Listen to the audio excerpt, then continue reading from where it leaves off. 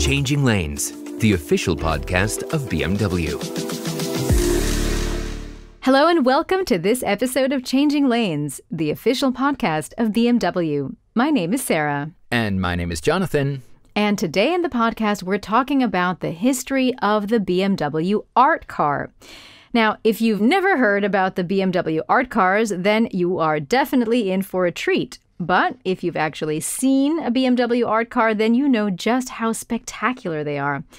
Now, the idea behind the art car is that artists are invited to use BMW vehicles as a canvas for their art. And it's super cool. So in total, there are 19 BMW art cars going all the way back to 1975 when the first art car premiered.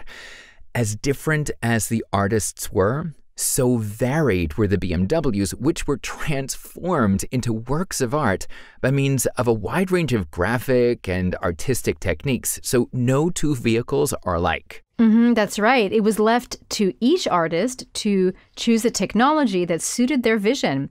So when looking at these amazingly creative cars and knowing that there are only 19 of them in the world, you do have to wonder, when will art car number 20 appear?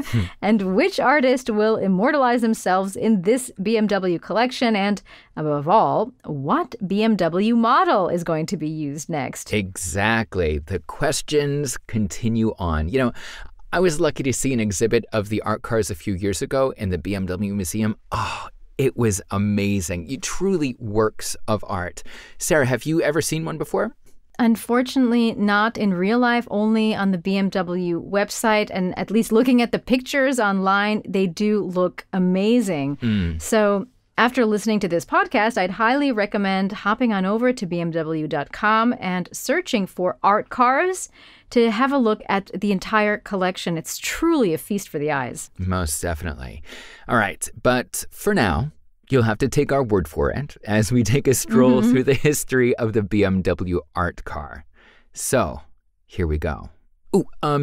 Actually, by the way, this is a small selection of the art cars we find most interesting. All 19 are not in this podcast. Oh, yeah. Because we could go on and on and on. Mm-hmm. But they are all on the BMW website, so feel free to check it out there. Okay. It wasn't easy to limit us, but we had to do it. So the following podcast listeners is just our random selection of art cars that we wanted to talk about today. Exactly. No one is better than the other. No. Okay, but we had to pick a few. And why don't we start with number one? We have the artist Alexander Calder, who created the very first BMW art car with the 3.0 CSL in 1975. And honestly, who could have guessed back then that this race car would be the prelude to what now has become a legendary art series? Totally. Who would have guessed? Yeah, not even BMW could have guessed how huge this would end up being. You know, you'd think this was some sort of marketing strategy planned by PR, but in fact, it all started when the French racing driver Hervé Poulain came up with the idea of getting a race car designed by an artist. And he then even approached BMW himself directly. And interestingly, they said yes. And that's how the artist Alexander Calder ended up creating a striking design with bright red, yellow, and blue. And Hervé Poulain even drove the art car in the 24 hours of Le Mans. So though he didn't finish the race, he did, however, start this trend that is now called the BMW art car. Amazing. And that's a win in its own right. Exactly. So the history lesson continues with the most famous one and one of the most valuable cars in the world, created by the amazing artist Andy Warhol himself in 1979. But we must quickly mention two other art cars that came before the pop art legends. Frank Stella's black and white grid-like design on the BMW 3.0 CSL in 1976, and Roy Lichtenstein's work using the Ben Days dots characteristics on the BMW 320i Turbo in 1977. Now, both of these art cars were driven in that year's Le Mans race, which definitely turned a few heads. Yes, but let's go back to 1979, which is when Andy Warhol put his mark on this trend, solidifying his work as probably the most famous art car in the world. Yes. The BMW M1 is already a legend in itself, but when Andy Warhol painted it with broad strokes of red, blue, green, and yellow all the way down the body of the car, it really became one of a kind. You know, Warhol at the time explained that he was trying to show speed as a visual image, which is why all of the lines and colors are transformed into a blur. And you know, Warhol truly embodied this speed because he applied, get this, over 13 pounds of paint in just 28 minutes. Whoa. It's a lot of paint. Totally is. I mean, just imagine being a race engineer working on making a fast and light race car, and along comes Mr. Warhol and adds 13 pounds to your car. Yeah. Oh, man. Just a lot of paint. Yeah. but you know, it didn't seem to be a problem. You know, surprisingly, the M1 actually finished in 6th place overall in the Le Mans race in 1979. But it then retired to the BMW collection, where it now resides forever.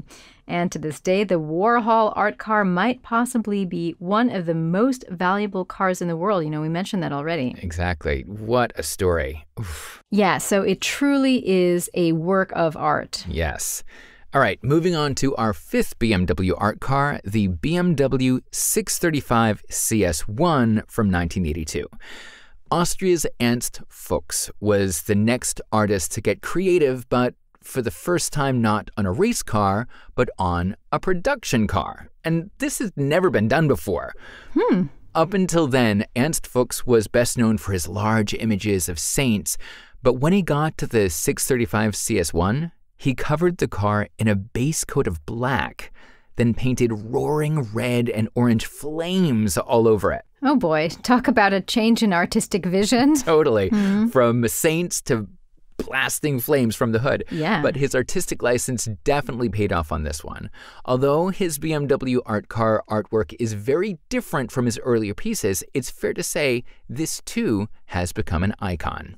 Well, if this one was the first art car that was painted on a production car, then this next one is the only one until today to have been driven in traffic. Whoa, do tell. Yeah, so the BMW 635 CSI from 1986 was worked on by the American artist Robert Rauschenberg.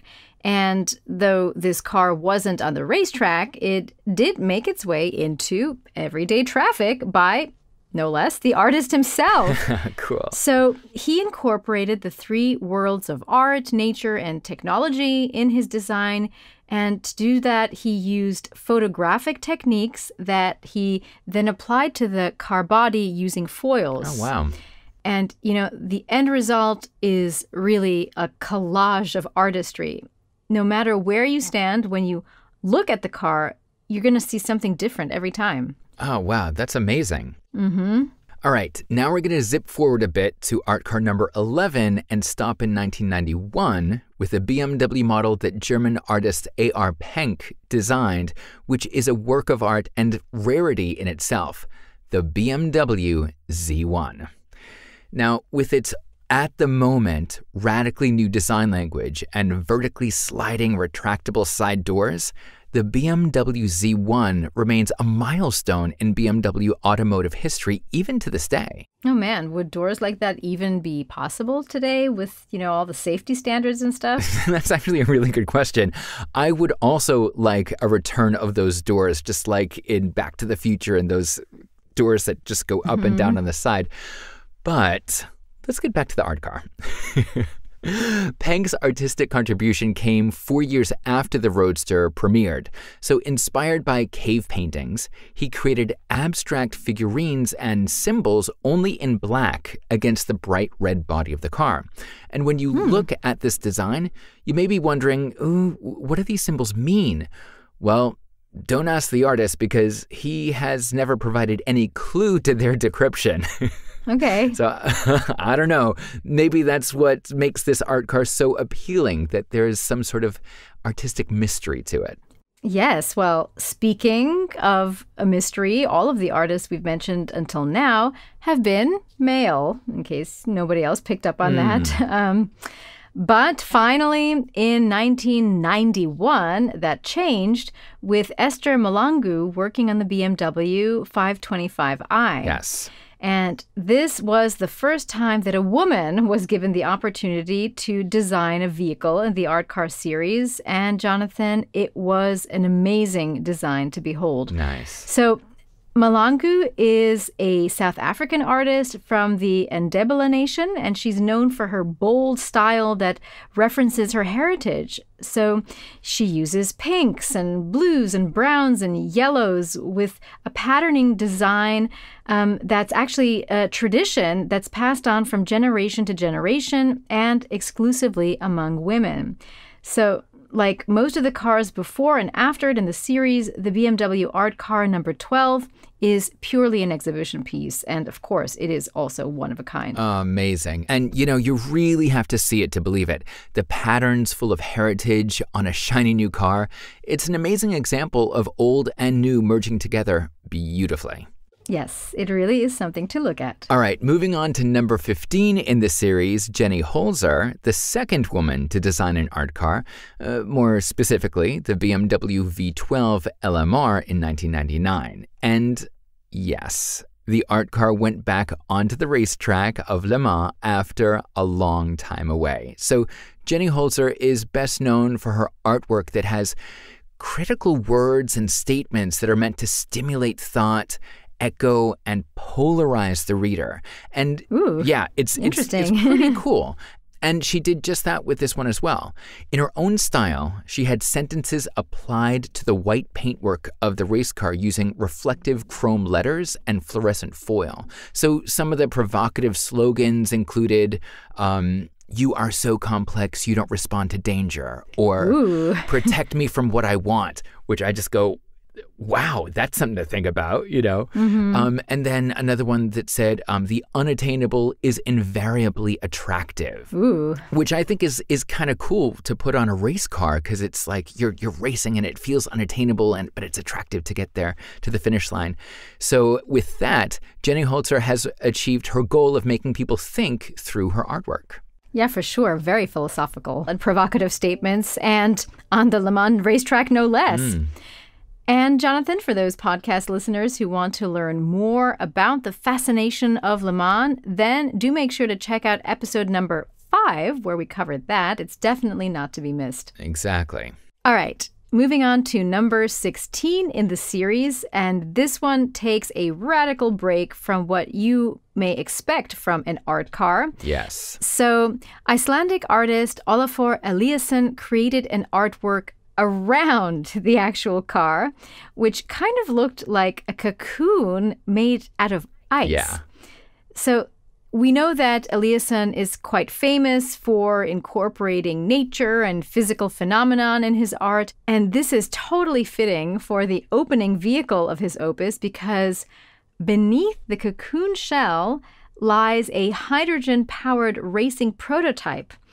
But bear with me. Let's go back to the cocoon for a second. So now this shell of the BMW H2R is made up of small metal plates that have been sprinkled with water in this massive and huge cold room. And by doing this, the artist created an armor of ice that essentially holds the car captive. So I mean, you may not even be able to see the car, but, you don't mind at all because the ice cocoon around it is just spectacular to look at. It totally is. And you look at it in a cold room, of course. Yeah, so for real, I wonder how that art car can be stored when it's not on exhibition somewhere. I guess they have to keep it like in a freezer, like exactly. A very large freezer. And you need crazy stuff. Your warm jacket on top just to have a look at it. Crazy. And to maintain it. Amazing. All right, now on to the last one that we want to talk about, number 18 in the series, designed by Kao Fei, a multimedia artist. And she took the idea of fast and colorful light streaking by, and she took it to a whole other dimension. So in homage to Carbon, the material of choice for so many race cars, the Chinese artist chose the structure of this material as the color background for her project. So to get the full effect, you need to look through an app on your phone or tablet pointed at the black race car. Then you can see how augmented reality creates a storm of colors that rage above and around the vehicle. So in this way, Kao merges the real and digital worlds together, showing actual movement along the car, something that the past artists have only been able to mimic in still life on the actual body of the car. This is truly something that needs to be seen to be believed. Wow, so is this the first augmented reality art car? Yes, it is. And just going onto the website on BMW and looking at this, it's so fascinating because you just see the black car, but then through the iPhone app, you see this amazing artistry streaking above and around it. It's super cool. Yeah, it sounds totally cool. So everybody, this was just a small sampling of art cars in our podcast today because, going into the works of so many artists like Michael Jagamara Nelson, David Hockney, or Jeff Koons, that would have taken too much time just for one single episode. Exactly. So we might have a chance for a sequel on this, right? I think that's a great idea, yeah, especially since, the story of the art cars is far from over. The last art car to date was the BMW M6 GTLM that John Baldessari designed. That was a few years ago. So, Jonathan, it might soon be time for a new addition to the collection. Ooh, when will the 20th art car come to be? Yeah, and who will be the artist who gets to design it? So many questions. But one question for our podcast listeners, which art car is your favorite? Yeah, we really want to hear from you. So hop on over to BMW.com and search for art cars to have a look at all 19 of them. And do tell us which is your favorite. Yes. And remember to email us at changinglanes@bmw.com to let us know. We are really looking forward to hearing from you. So everyone, that wraps up another episode of Changing Lanes. We're so glad you can join us again this week. And if you enjoyed this episode, make sure you subscribe to our podcast for future episodes. And as always, to dive deeper into all things BMW, do head on over to bmw.com to learn more. I'm Jonathan. And I'm Sarah. And this has been Changing Lanes. We'll see you next time.